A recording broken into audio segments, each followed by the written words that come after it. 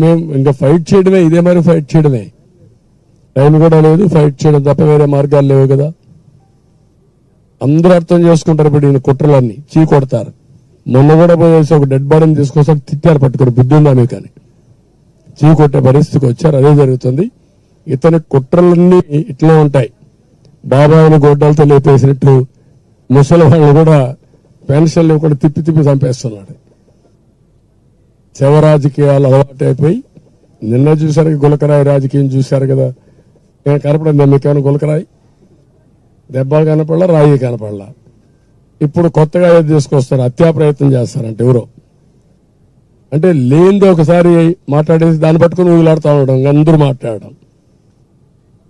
ఒక ఫ్యాన్సీ అయిపోయింది రాజకీయం అంటే. ఇంతవరకు ఎప్పుడు చూడనటువంటి దరిద్ర రాజకీయాలు తయారైపోయినాయి రాష్ట్రంలో.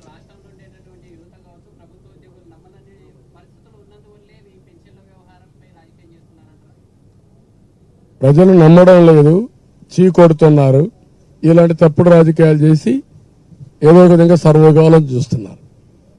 Beyond that you have seen all these things now.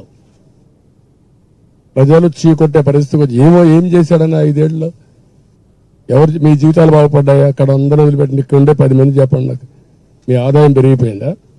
మీ ఖర్చులు తగ్గిపోయినాయా? మరి